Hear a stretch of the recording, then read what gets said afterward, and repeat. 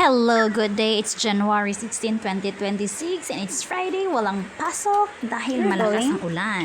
So, nakita niya ang iyang mga friends na naligo sa ulan. So, nanamit po siya. At first, di kumusugot. Pero kay gusto lagi nato siyang ma-explore and first time po niya nga naligo sa ulan. Pero ni balik kid siya kay more gitugnaw siguro and then ko daw siya umbrella kay mag-umbrella daw siya. So ayan na. Alright, in Psalms chapter 127 verses 3 to 5. Behold, children are a heritage from the Lord. The fruit of the womb is a reward like arrows in the hand of a warrior. So are the children of one's youth. Happy is the man who has his favor full of them. They shall not be ashamed, but shall speak with their enemies in the gate.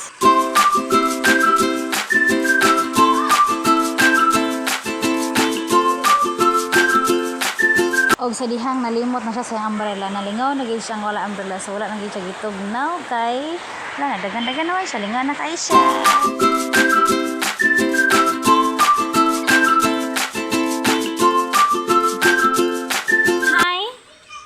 Yes? And then? What do you want to do? Huh? Huh?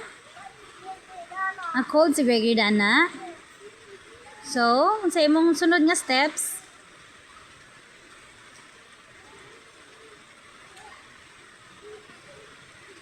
Cold na ka?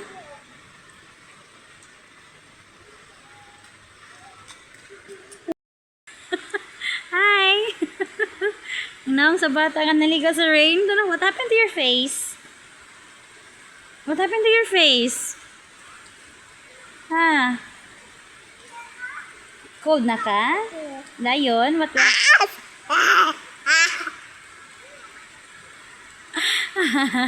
No.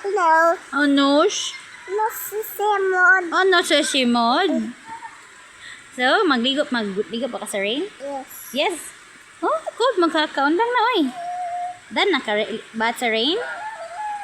Dan na? Ilis na ka? Ilis na ka? Yes. Sure ba?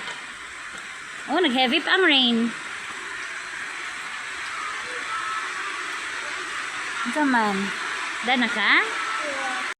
And that's Mary. Naon sa cold, eh?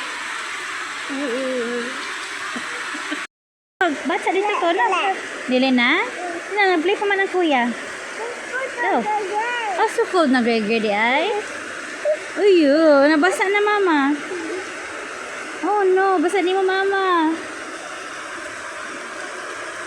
Ug sa dihang natingala ko, wala na siya nagtikaw-tikaw, nakatulog naman di ay sa tubig. Okay, nakatulog ra gid siya after sa tugnaw niya nga pagkaligo.